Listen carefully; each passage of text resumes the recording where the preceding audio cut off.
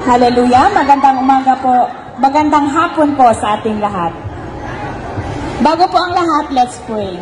Father God in heaven, nagyaman kami kadiwama, tinitingin nga, gundaway nga, adalin mi dagiti sa bendisyon kan kadagiti.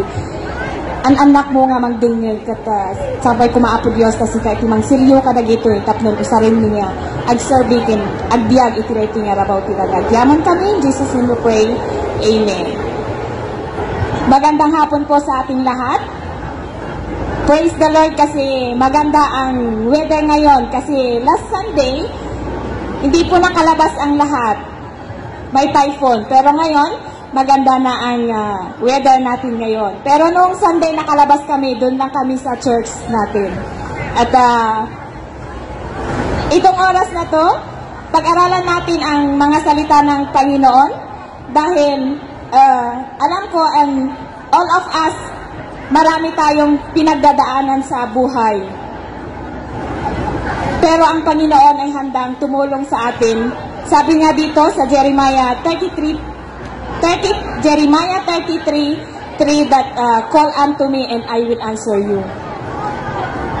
Ang Panginoon ay laging handa para tulungan tayo. Ang gawin lang natin ay tumawag tayo sa Kanya. Amen? Kaya ang lahat ng ating ginagawa, dapat na ipala sa Diyos natin para siya ang tumulong sa ating mga ginagawa. Sa mga trabaho natin, sa mga employer natin, wala pong ibang ginagawa ang Panginoon kundi itinuturo sa atin kung ano ang dapat natin ginagawa sa ating mga employer. At pati rin sa pagsisilbihin sa ating Panginoon, dapat na gawin natin ang best natin dito sa lupa at humanda tayo para maganda ang harap natin sa Kanya pagdating ng oras. Amen? Sabi din dito ng Psalm 62 verse 8, agingga na 88. Truly He is my rock and our salvation. He is our fortress and He is our beshaken, our salvation and our deepest of God. He is our mighty rock and our refuge. Trust in Him at all times, you people. Pour out your heart to Him, for God is our refuge. Ang tinutukoy ng Panginoon dito, mga kapatid, ay dapat natin manampalataya sa Kanya dahil ang Panginoon lamang po ang makapagligtas sa atin. Walang iba kundi ang ating Panginoon.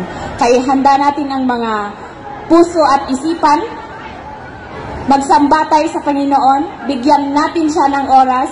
Alam ko sa mga hindi nakapunta kaninang umaga sa church, maganda ito kasi meron tayong oras na pakinggan ang mga salita ng Panginoon. Amen? At sa mga nakapunta din kaninang umaga, it's good for us na madagdagan ang ating mga napakinggan na salita ng Panginoon. Amen?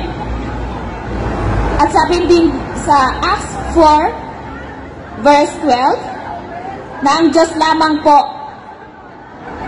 ang makapagligtas sa atin. Sabi dito, salvation is found in no one else, for there is no one other under heaven given to mankind but which we must be saved. Binigyan tayo ng Panginoon ng buhay, kaya wag natin sayangin. Gamitin natin na sumamba sa Kanya. Dahil ang Panginoon ang gusto sa ating lahat ay mailigtas tayo. Amen? Kaya, sa ating lahat, sabi dito, for it's by the grace you have been saved through faith, and this is not from yourself, it is for the gift of God. Amen? Sa araw-araw nating pamumuhay dito sa lupa ay yan na po ang gift ng Panginoon sa ating lahat. Kaya wag natin sayangin. Sa mga day off natin, bigyan din natin ang Panginoon ng oras. Kahit isang oras lang, masaya na ang Panginoon. Amen? Kaya, mga kapatid, huwag natin sayangin ang mga buhay natin.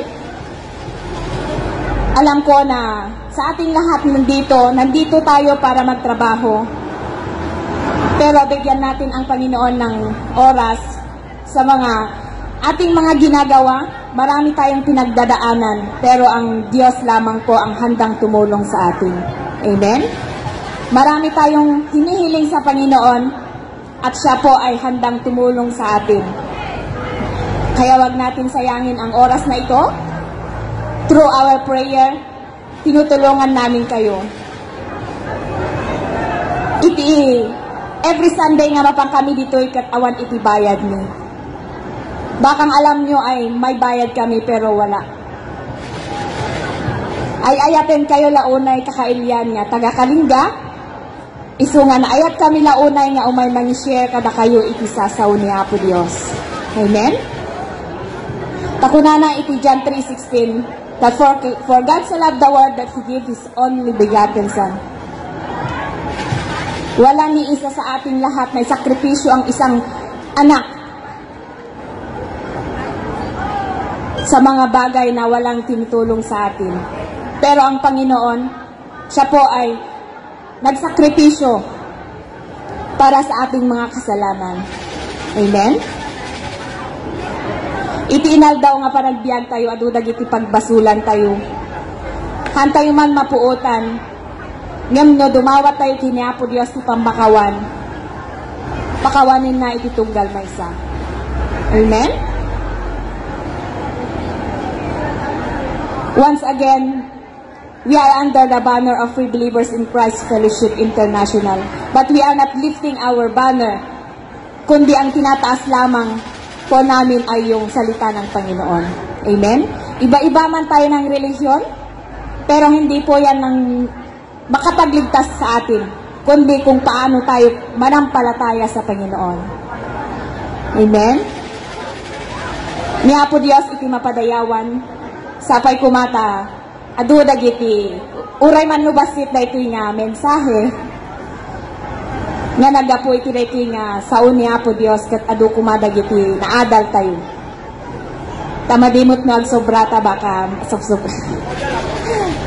Kuna na pa iti last verse tayo, Matthew 6, verse 33. But seek first the kingdom of God and His righteousness, and all these things shall be given to you as well.